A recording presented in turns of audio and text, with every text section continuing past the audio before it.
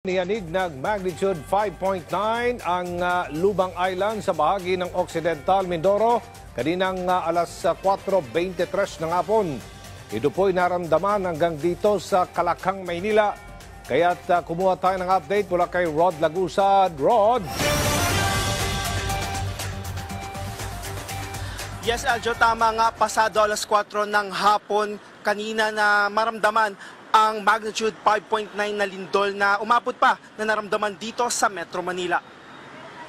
Sa ulat ng PHIVOX, ang naturang lindol ay may lalim na 60 kilometers sa katubigang sakop ng Lubang Occidental Mindoro.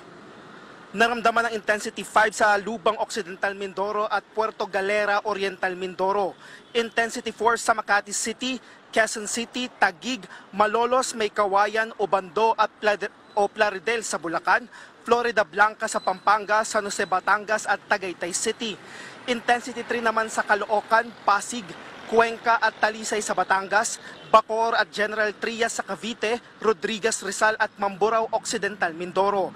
Nasa intensity 2 naman ang naramdaman sa Marikina, San Jose del Monte, Bulacan, San Mateo, Rizal, Gabaldon, Nueva Ecija, Lucban, Quezon at Odjongan, Romblon. Habang intensity 1 naman ang naramdaman sa San Fernando, Pampanga, San Pedro, Laguna at Mauban, Quezon. Ayon kay PHIVOX Director Teresito Bacolcol, ang source ng lindol ay ang Manila Trench. Hindi anya unusual ang lindol lalo't madalas ito ang pinanggagalingan ng lindol na nararamdaman sa NCR.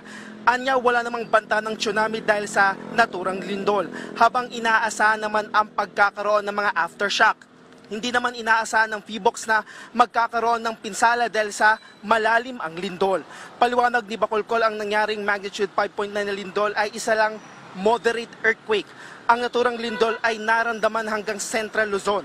Paliwanag ng PHIVOX, mas malalim na lindol ay mas ramdam sa mas maraming lugar. Kaugnay nito, agad naman nag-evacuate o lumika sa mga empleyado ng PTB matapos maramdaman ang lindol. Ligtas na lumikas sa mga ito mula sa gusali ng PTB.